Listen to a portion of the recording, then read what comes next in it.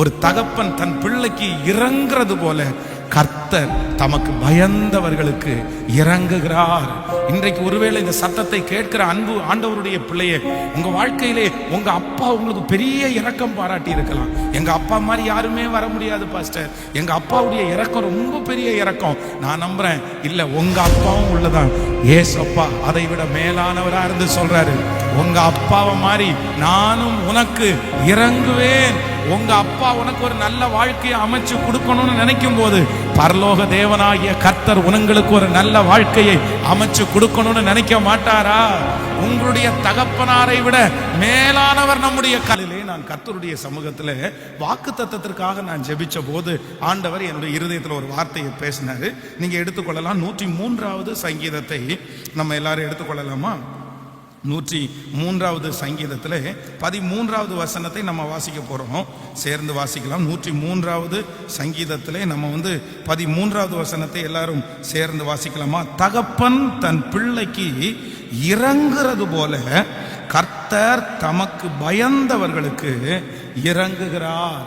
கர்த்தருடைய பிள்ளைகளே, இந்த இடத்துல ரொம்ப அழகான ஒரு வாக்கு தத்துவம் நமக்கு சொல்லப்படுகிறது. சங்கீதக்காரனாகிய தாவீது என்ன சொல்றாருன்னா, தகப்பன் தன் பிள்ளைக்கு இறங்குகிறது போல கர்த்தர் தமக்கு பயந்தவர்களுக்கு இறங்குகிறார். இன்னொரு விஷயம் கூட எல்லாரும் சேர்ந்து சொல்லலாமா? தகப்பன் தன் பிள்ளைக்கு இறங்குகிறது போல கர்த்தர் தமக்கு பயந்தவர்களுக்கு இறங்குகிறார். அப்படின்னா நம்முடைய ஆண்டவர் யார் அப்படின்னு சொன்னா, வேதத்திலே அநேக இடத்துல ஆண்டவர் தன்னை தகப்பனாக ஆண்டவர் காண்பிக்கிறார். சில இடங்களிலே ஆண்டவர் தாயாக ஆண்டவர் காண்பிக்கிறார். ஒரு தாய் தன் பிள்ளையை தேற்றுவது போல நான் உங்களை தேற்றுவேன் அப்படின்னு சொல்றாரு. இன்னொரு இடத்துல ஒரு தகப்பன் ஒரு பிள்ளையை சுமந்து கொண்டு போவது போல நான் உங்களை சுமந்து கொண்டு போகிறேன். அப்போ சில இடங்களிலே ஆண்டவர் தன்னை நண்பனாக கர்த்தர் காண்பிக்கிறார். சில இடங்களிலே ஆண்டவர் தன்னை மூத்த சகோதரனாய் காண்பிக்கிறார். அப்படின்னா இதுக்கெல்லாம் அர்த்தம் என்ன அப்படின்னா, உங்களுடைய வாழ்க்கையிலே எந்தெந்த உறவுகள் எல்லாம் உங்களுக்கு இல்லையோ, எந்தெந்த உறவுகள் எல்லாம் உங்களை ஏமாற்றுகிறார்களோ, அந்த உறவுல எல்லாம் யார் இருப்பான்னா கர்த்தர் இருக்கிறார். கர்த்தர் இருக்கிறார். கணவனை இழந்த ஒரு மனைவிக்கு கர்த்தர் எப்படி இருக்கிறார்னா, நானே உன் நாயகன் அப்படின்னு ஆண்டவர் சொல்றாரு. தகப்பனை இழந்த ஒரு பிள்ளைக்கு ஆண்டவர் சொல்றாரு, நானே உன் தகப்பன் அப்படின்னு சொல்றாரு. தாயை இழந்த ஒரு பிள்ளைக்கு ஆண்டவர் சொல்றாரு, நானே தாய் அப்படின்னு சொல்றாரு.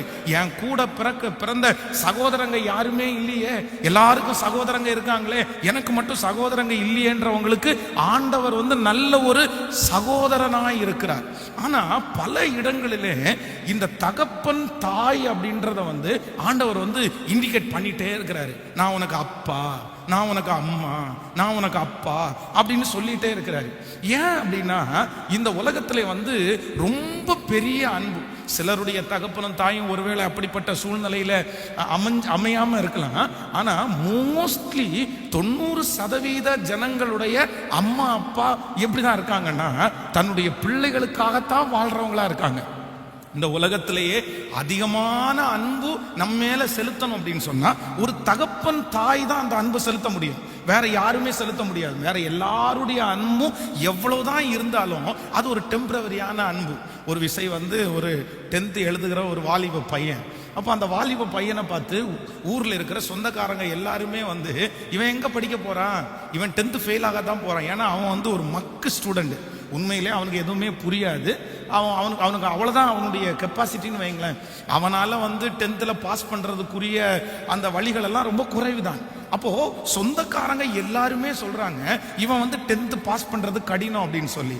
ஆனா அவருடைய அந்த பையனுடைய தகப்பனார் என்ன பண்ணாருன்னா, அந்த மகனுடைய எக்ஸாம் ஆரம்பிச்சதுல இருந்து முடிகிற வரைக்கும் தன்னுடைய பிள்ளைக்காக அவன் எக்ஸாம் எழுதுற போற நேரமெல்லாம் என்ன பண்ணாருன்னா, தன்னுடைய வீட்டுல தன்னுடைய மகனுக்காக முழங்காலே நின்று ஜெபம் பண்ணாரு. முழங்காலே.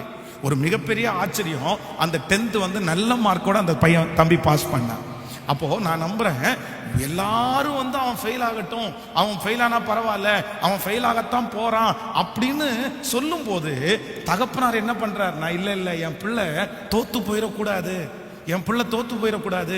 இன்றைக்கு இந்த சத்தத்தை கேட்கிற ஆண்டவருடைய பிள்ளையே, உலகத்தில் இருக்கிற எத்தனை பேர் வேணும் என்றாலும் நீங்க ஃபெயில் ஆயிரலாம்னு நினைக்கலாம், நீங்க வாழ்க்கையில தோற்று போகணும்னு நினைக்கலாம், உங்க சொந்தக்காரங்க உங்களை தோற்று போகணும்னு நினைக்கலாம், உங்க உலகத்தில் இருக்கிற தகப்பனார் ஒருவேளை நீங்க தோற்று போகணும்னு நினைக்கலாம். ஆனா ஆண்டவர் இன்னைக்கு வாக்கு கொடுக்கிறாரு, நீ ஜெயிக்கணும்னு நினைக்கிறவர் கர்த்தர், உங்களை ஜெயிக்க பண்ணுகிறவர் கர்த்தர். ஹல்லேலூயா. நீங்க ஜெயிக்கத்தான் போகிறீர்கள், கர்த்தர் உங்களை ஜெயமாகத்தான் கர்த்தர் வைக்க போகிறார். அப்போ தகப்பனாருடைய அன்பு அப்படின்றது ரொம்ப இம்பார்ட்டண்டான அன்பு. சில வீடுகளிலே சில அம்மாங்க தகப்பனார சத்தம் போடுவாங்க. என்ன நினைச்சிட்டு இருக்கிறீங்க? உங்களுக்கு அக்கறை இருக்கா? பிள்ளை மேல அக்கறை இருக்கா? குடும்பத்தில் அக்கறை இருக்கா? அக்கறை இருந்தா இப்படி பண்ணுவீங்களா அப்படின்னு நிறைய தாயார் கத்துவாங்க. ஆனா உண்மையிலே தாயார்களை யாரையும் நான் குறைச்சு சொல்லல. உண்மையான நல்ல தகப்பன்மாரு வெளியே செல்ல மாட்டாங்க, வெளியே காமிக்க மாட்டாங்க. ஆனா ஒரு முழு குடும்பத்தினுடைய பொறுப்பையும் யாரு தான் சுமப்பான்னா தகப்பனார் தாங்க சுமப்பாங்க. இந்த இப்போ வாலிப பிள்ளைங்க எல்லாம் பார்த்தீங்கன்னா, சின்ன பிள்ளைங்க யாருக்கு பின்னாடியே போவாங்க அப்படின்னா அம்மா பின்னாடியே போவாங்க பாருங்களேன், மம்மி மம்மி மம்மின்னு போவாங்க. ஆனா யங்ஸ்டர் ஆயிட்டாங்கன்னு வைங்களேன், அவங்க ஒரு வாலிப வயசு வந்துச்சுன்னா பிள்ளைங்க அம்மா பின்னாடி போறதை விட்டுட்டு அப்பா பின்னாடி போவாங்க. அப்பாவை ரொம்ப டிபெண்ட் பண்ண ஆரம்பிச்சிருவாங்க. அப்பாட்ட ரொம்ப பேச மாட்டாங்க, அப்பா இருக்கும்போது கத்த மாட்டாங்க. அம்மாட்ட என்ன வேணாலும் கத்துவாங்க, குதிப்பாங்க, திட்டுவாங்க. ஆனா அப்பா இருக்கும்போது மட்டும் சரி அவர் இருக்காருல்ல. ஏன் அப்படின்னா வளர வளர தெரியும் அம்மா தியாகி தான், ஆனா அப்பா வெளியே சொல்லாத பெரிய தியாகி. இங்க இருக்கிற எல்லா தகப்பன்மாருக்காக ஆண்டவருக்கு நான் ரொம்ப நன்றி சொல்றேன். இந்த சத்தத்தை கேட்கிற தகப்பன்மாருக்கு நன்றி சொல்றேன். எல்லாருடைய இருதயத்திலையும் நிறைய குமுறல்கள் இருக்குது. உங்களை மாதிரி சில நேரத்தில் வெளியே கொட்ட மாட்டாங்க, வெளியே அழ மாட்டாங்க. ஆனா அந்த முழு பாரத்தையும் தன்னுடைய இருதயத்துல சுமக்கிறது யார் அப்படின்னா தகப்பன் தாங்க சுமக்கிறாரு. என் பிள்ளை நல்ல, ஏன்னா நீ பாருங்க, சில வீடுகளில் பார்த்தீங்கன்னா யாரு படுத்த உடனே தூங்குறது? பெண்களா ஆண்களா?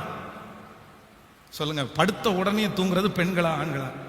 இப்போ உங்களை பார்த்து சொல்றேன், நீங்க கை தூங்க பார்க்கலாம். படுத்த உடனே நான் தூங்கிடுவேன்றவங்க கை தூங்க பார்க்கலாம். பெண்கள் நல்ல நல்ல கை தூங்க, தப்பு இல்லை, கை தூக்குங்க. ஆமா, நிறைய பேர் இருக்கீங்க. இந்த பக்கத்துல படுத்த உடனே தூங்குங்க ஆண்கள் அப்படின்னு கை தூக்குனா நிறைய பேர் தூக்க மாட்டாங்க. ஏன்னா அவங்களுக்கு ரொம்ப லேட் ஆகும். அந்த அந்த அப்படின்னா ரொம்ப ஃப்ரீயா மைண்டை வச்சிருக்கிறவங்க படுத்த உடனே தூங்கிடுவாங்க. ரொம்ப நிறைய டென்ஷனை தலையில வச்சிருக்கிறவங்க தான் லேட்டா தூங்குவாங்க. நிறைய மனைவிகளை திட்டுவாங்க, ஏங்க தூங்கி தொலை வேண்டியது தானே, என்ன பண்றீங்க அப்படின்னு. ஆனா இவர் நாளைக்குள்ளது யோசிச்சிருப்பாரு. அப்போ இந்த தகப்பன் கேரக்டர் அப்படின்றது உலகத்திலேயே அவ்வளவு மேன்மையானது. அப்ப அதுதான் ஆண்டவர் உங்களை பார்த்து சொல்றாரு, ஒரு தகப்பன் தன் பிள்ளையை தேற்றுவது போல நான் உங்களை தேற்றுவேன்ப்பா. ஒரு தகப்பன் தன் பிள்ளைக்கு இறங்குறது போல கர்த்தர் தமக்கு பயந்தவர்களுக்கு இறங்குகிறார். இன்றைக்கு ஒருவேளை இந்த சத்தத்தை கேட்கிற அன்பு ஆண்டவருடைய பிள்ளையே, உங்க வாழ்க்கையிலே உங்க அப்பா உங்களுக்கு பெரிய இரக்கம் பாராட்டி இருக்கலாம். எங்க அப்பா மாதிரி யாருமே வர முடியாது பாஸ்டர், எங்க அப்பாவுடைய இரக்கம் ரொம்ப பெரிய இரக்கம். நான் நம்புறேன் இல்ல, உங்க அப்பாவும் உள்ளதான். ஏசப்பா அதை விட மேலானவரா இருந்து சொல்றாரு, உங்க அப்பாவை மாதிரி நானும் உனக்கு இறங்குவேன்.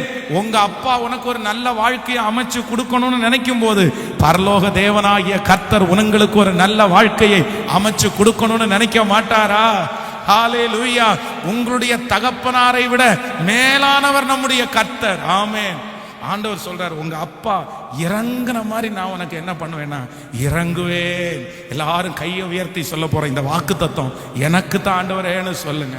தகப்பனே இல்லாம வெளியூர்ல இருக்கிற உன் பிள்ளைக்கு கர்த்தர் இன்னைக்கு இறங்க போகிறார்.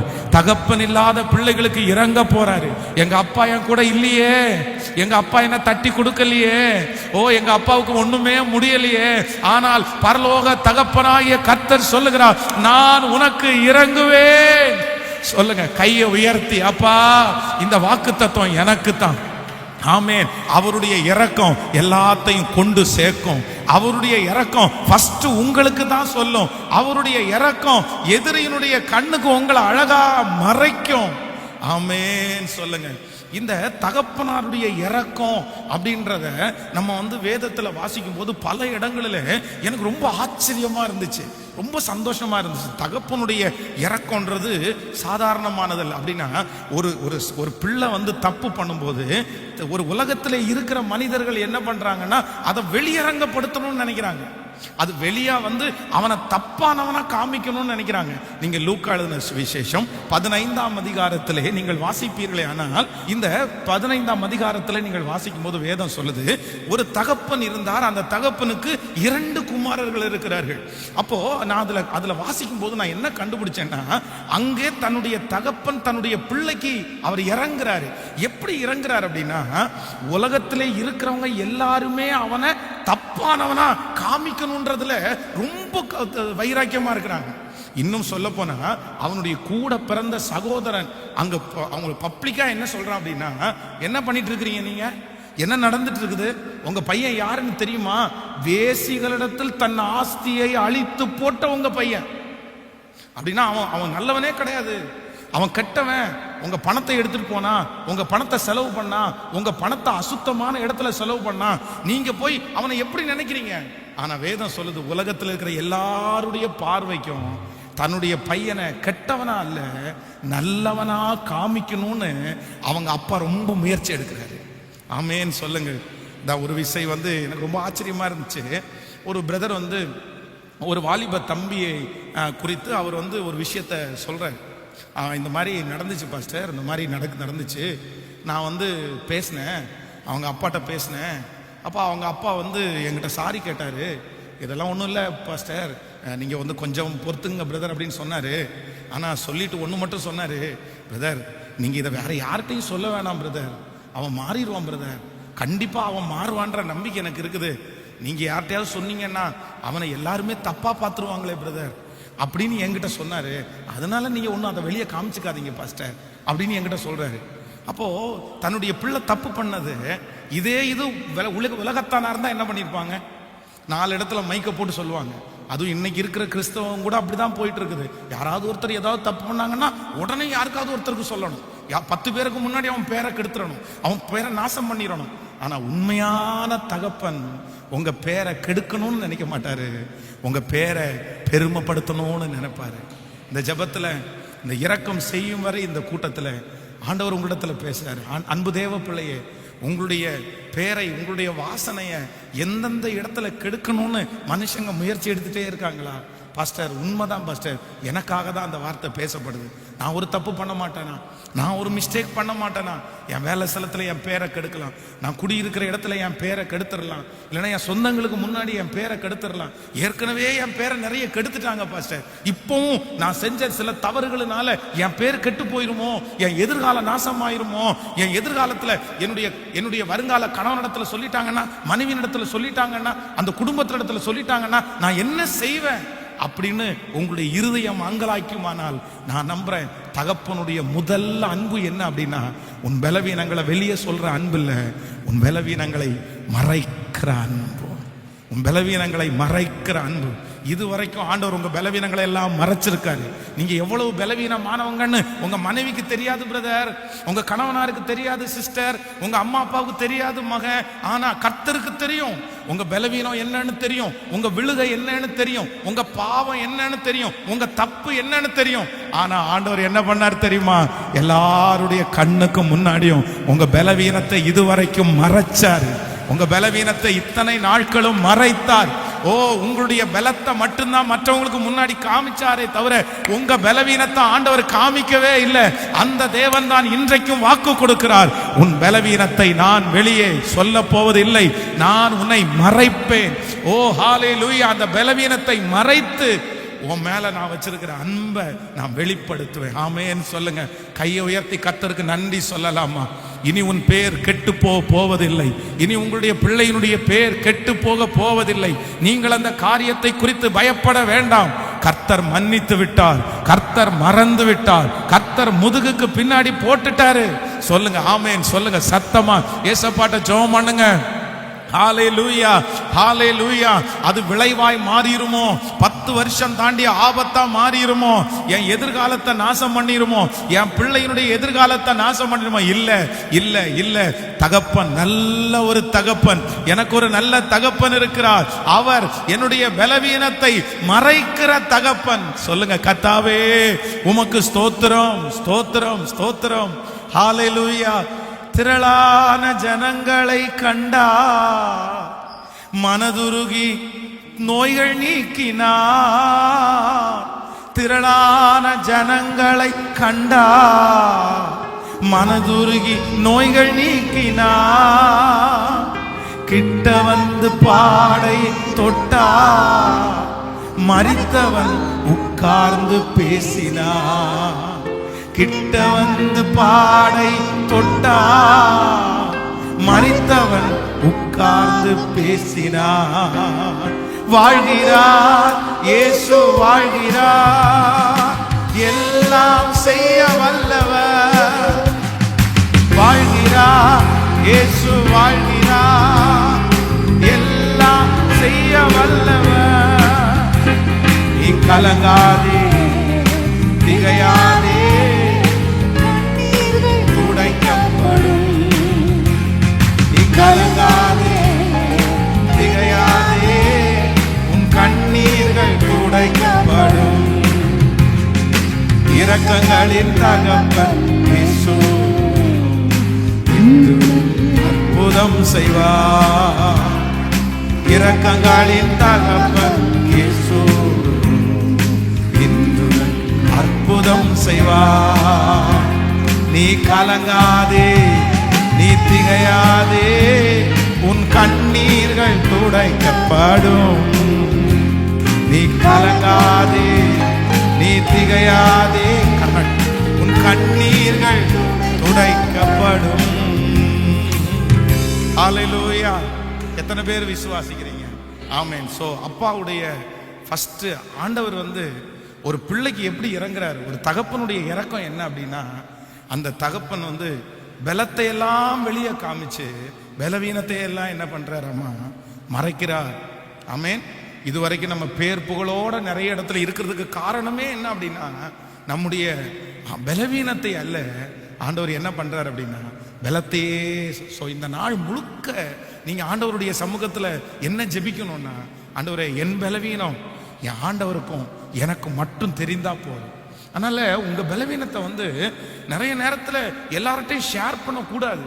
அது ரொம்ப தவறான ஒன்று. நிறைய பேர் அது ரொம்ப ஞானம் இல்லாம அதை நிறைய பேர் செஞ்சிடறாங்க. தன்னுடைய பலவீனத்தை பார்க்கறவங்கள்ட்ட எல்லாம் சொல்றது, நான் இப்படி பலவீனமான. உங்களுடைய பலவீனத்தை எங்க சொல்லணும்னா தேவ சமூகத்துல மட்டும்தான் நீங்க சொல்லணும் உங்க பலவீனத்தை. மனுஷனுக்கு முன்னாடி உங்க பலவீனத்தை நீங்க சொல்லிடவே கூடாது. ஏன் அப்படின்னா ஆண்டவர் உங்களை பலப்படுத்த தான் போறாரு. கர்த்தர் அதை ரொம்ப ஈஸியா எடுத்துக்குவாரு, வெளியே சொல்ல மாட்டார். ஆனா மனுஷனிடத்துல உங்க பலவீனத்தை நீங்க சொன்னீங்க அப்படின்னு சொன்னா என்னைக்காவது ஒரு நாள் அதான் அவங்க அந்த கண்ணோட்டத்தோட தான் உங்களை பார்ப்பாங்க, அந்த எண்ணத்தோட தான் உங்களை பார்ப்பாங்க. அதனால நீங்க உங்களுக்குள்ள தாழ்மை இருக்கட்டும். நான் பலவீனமானவன் அப்படின்றது உங்களுக்குள்ள எப்பவுமே அந்த எண்ணம் இருக்கணும். நான் பலன் உள்ளவன் அப்படின்னு நினைக்கிறத விட பலவீனமானவன் நினைக்கிறதா பெரிய ஸ்ட்ரென்த். அதுதான் உங்களை அடுத்த படிக்கு கொண்டு போகும். ஆனா மனுஷனுக்கு முன்னாடி என்ன பண்ணக்கூடாதுன்னா, இந்த கல்யாணம் ஆக போற பிள்ளைங்க எல்லாம் பாத்தீங்கன்னா அந்த போன் பேச விட்ட உடனே தன்னுடைய வாழ்க்கையில இருக்கிறது எல்லாத்தையுமே ஒப்புவிப்பாங்க. பாருங்களேன், என் கணவனார் வருங்கால கணவனாருக்கு எதையும் நான் மறைக்க கூடாது, வருங்கால மனைவிக்கு நான் எதையுமே மறைக்க கூடாது, எல்லாத்தையுமே ஓப்பனா சொல்லணும்னு சொல்லி தன்னுடைய வாழ்க்கையில் இருக்கிற மொத்தத்தையும் சொல்லுவாங்க. அப்படிப்பட்ட எண்ணத்தோட யார் இருந்தாலும் ஒண்ணு நினைச்சுக்குங்க, ஆண்டவர் முதுகுக்கு பின்னாடி போட்டாரு, ஆண்டவர் கடலின் ஆழத்துல போட்டுட்டாரு. நீங்க என்னைக்கு மன்னிப்பு கேட்டீங்களோ அன்னைக்கே ஆண்டவர் மன்னிச்சிட்டாரு. அதுக்கப்புறம் திரும்ப திரும்ப தோண்டி நான் ரொம்ப ஓப்பன் ஹார்ட், நான் எல்லாத்தையுமே சொல்லுவேன்னு சொல்லி சொன்னீங்கன்னா ஆபத்து யாருக்கு தான் வரும் சொல்லுங்க? ஆண்டவர் அதை திருப்பி எடுக்க மாட்டாரு. அதனாலதான் கடலின் ஆழத்துல போட்டாரு. ஆனா அந்த கல்யாணம் பண்ற கணவன் அந்த மனைவி, ஆமா நீ தான் கல்யாணத்துக்கு முன்னாடி அப்படி பண்ணவன் தானே, நீ அப்படி சொன்னவன் அப்படி செஞ்சவன் தானே, உன்னை எப்படி நான் நம்புறது? திரும்பி ஒரு பிரச்சனையா நிற்கும். அதனால ஆண்டவர் மறைச்சத, ஆண்டவர் மன்னிச்சத திரும்ப நீங்க ஒரு காலத்திலும் என்ன பண்ணக்கூடாது சொல்லுங்க சத்தமா, எடுக்கவே கூடாது, எடுக்கவே கூடாது. அவ்வளவுதான், அது போயிடுச்சு. அது கர்த்தரே நமக்கு விடுதலை கொடுத்துட்டாரு, அவ்வளவுதான். ஆமென் சொல்லுங்கள். சோ அப்பாவுடைய ஃபர்ஸ்ட் இறக்கம் என்ன அப்படின்னா, இனி இந்த இறக்கம் செய்யும் வரை இந்த கூட்டத்துக்கு பிற்பாடு உங்க பலத்தை ஆண்டவர் மற்றவங்களுக்கு முன்னாடி காண்பிக்க போறார். விசுவாசிக்கிறீங்களா இல்லையா? நீங்க எவ்வளவு ஸ்ட்ரென்த் ஆனவங்கன்றத கர்த்தர் காண்பிக்க போறாரு. என் பிள்ளையால் அதை செய்ய முடியும்ன்றத கர்த்தர் காண்பிக்க போறாரு. என் பிள்ளை நல்லவங்க தான் அப்படின்றத கர்த்தர் அநேகருக்கு முன்பாய் நிரூபிக்க போகிறார். நீங்க பள்ளி அறையிலே, நீங்க ஜெப அறையிலே, நான் பிரயோஜனம் இல்ல ஆண்டவரே, நான் மோசமானவன் ஆண்டவரே, நான் இந்த மாதிரி விழுந்து விழுந்து போற ஆண்டவரேன்னு நீங்க அறையில ஜெபம் பண்ணுவீங்க. ஆனா கர்த்தர் உங்க வெளியே கொண்டு எப்படி நிறுத்துவார்னா, என் பிள்ளை பரிசுத்தவான், என் பிள்ளை பரிசுத்தவாட்டி, என் பிள்ளையால செய்ய முடியும், என் பிள்ளைய கொண்டு நான் செய்வேன். ஓ ஹalleluya. அதுதான் தகப்பன் தன் பிள்ளைக்கு இறங்குறது போல கர்த்தர் தமக்கு பயந்தவர்களுக்கு இறங்குகிறார். ஆமென். இந்த அப்பாவுடைய அன்பை ரெண்டாவது நான் யோசிக்கும் போது எனக்கு ரொம்ப ஆச்சரியமா இருந்துச்சு. ஏன்னா இந்த லூக்கா எழுதின சுவிசேஷத்துல நீங்க வாசிக்கும் போது எல்லாரும் என்ன சொல்றாங்க அப்படின்னு சொன்னா, தன்னுடைய சகோதரன் வந்து சொல்றான், அப்பாவை பார்த்து ரொம்ப கோவப்படுறான். என்ன கோவப்படுறான்னா, இத்தனை நாளும் நான் உங்க கூட இருந்தேன், எனக்காக ஒரு சின்ன ஆட்டுக்குட்டியை கூட நீங்க அடிக்கலையே, என் ஃப்ரெண்ட்ஸோட நான் நேரம் செலவு பண்றதுக்கு நீ விடலையே, ஆனா இவன் வந்த உடனே இவனுக்காக கொளுத்த கன்றை அடிக்கிறீரே அப்படின்னா இவன் என்ன நினைக்கிறான்னா, அவனுக்கு ஏன் வாய்ப்பு கொடுத்தீங்க, அவனுக்கு எதுக்கு வாய்ப்பு கொடுத்தீங்க, அவனுக்கு ஏற்கனவே நீங்க பணத்தை கொடுத்தீங்க, அதை கொண்டு போய் அவன் தொலைச்சிட்டான், அவன் அழிச்சிட்டான், அவனுக்கு இனி வாய்ப்பு நீங்க கொடுக்க கூடாது. நான் நம்புறேன் இந்த இளையகுமாரன் தன் தகப்பனாரிடத்திலிருந்து சொத்தை எல்லாத்தையும் எடுத்துட்டு போனதுக்கு பிற்பாடு அவனை பார்க்கிற யாருமே மறுபடியும் வாய்ப்பு கொடுக்கவே இல்லை. பன்றியை மேய்க்கிறதுக்காக அவனுக்கு ஒரு வேலை கிடைக்குது, பன்றியை மேய்க்கிறதுக்காக வேலை கொடுக்கிற மனுஷன், ஏன் ஏற்கனவே உங்க அப்பா கூட பெரிய வேலை ஆட்கள் எல்லாம் இருந்ததை பாத்தியப்பா, நீ இந்த பன்னி மேய்க்கிற வேலை செய்ய வேண்டாம், என் குடும்பத்தினுடைய வேலை செய்த ஒரு 10 லட்சம் ரூபாய் வச்சுக்கோ, நீ இந்த வேலையை பாருன்னு அந்த பன்னி மேய்க்கிறவன் நம்பல. உலகத்துல இருக்கிற யாருமே மறுபடியும் அவனுக்கு வாய்ப்பு கொடுக்கறதற்கு விரும்பவே இல்லை. ஆனா அவங்க அப்பா மட்டும் என்ன சொன்னார் அப்படின்னு சொன்னா, என் மகன் மரித்தான், ஆனா திரும்பவும் என் மகன் என்ன பண்ணிருக்கிறான்னா உயர்த்திருக்கிறான். அதனால என் பிள்ளைக்கு என்ன பண்ணுங்கன்னா, கொளுத்த கன்றை அடிங்கப்பா, அவனை சந்தோஷப்படுத்துங்கப்பா. அன்பு தேவனுடைய பிள்ளையே, ஆண்டவர் இன்னைக்கு உங்களுக்கு இறங்குறாரு. எப்படி இறங்குறாரு அப்படின்னு சொன்னா, ஒருவேளை இந்த ஜெபத்துல இருக்கிற நீங்க, இனி எனக்கு திரும்ப ஒரு வாய்ப்பு கிடைக்குமா, நான் ஒரு பிசினஸ் பண்றதுக்கு ஒரு வாய்ப்பு கிடைக்குமா, நான் முன்னேறதுக்கு ஒரு வாய்ப்பு கிடைக்குமா, இந்த இளைய குமாரனை போல உங்களுக்கு கொடுக்கப்பட்டிருக்கிற எல்லா வாய்ப்புகளையும் நீங்க இங்க தொலைச்சிட்டு வந்து இந்த இடத்துல இருக்கலாம். இந்த சத்தத்தை கேட்கும் போதே நீங்க தொலைச்சதுல நீங்க தான் நம்பர் 1. அப்போ நீங்க ஒரு டைம் இல்ல, பல டைம் நீங்க தொலைச்சிருக்கலாம். நிறைய டைம் நான் தொலைச்சிட்டேன் பாஸ்டர், அதனால என் மனைவி நம்பல, அதனால என் கணவன் நம்பல, அதனால என் சொந்தக்காரன் நம்பல, அதனால என் பேங்கே என்ன நம்பல. உங்களை சுற்றி இருக்கிற யாருமே இன்னொரு வாய்ப்பு உங்களுக்கு தருவதற்கு ஆயத்தமா இல்லாம இருக்கலாம். ஆனா இரக்கங்களின் தகப்பனாய கர்த்தர், அவருடைய இரக்கம் என்னன்னா, மறுபடியும் உங்களுக்கு ஒரு வாய்ப்பை கர்த்தர் தருகிறார், மறுபடியும் கர்த்தர் ஒரு வாய்ப்பை தருகிறார். ஆமென் சொல்லுங்கள்.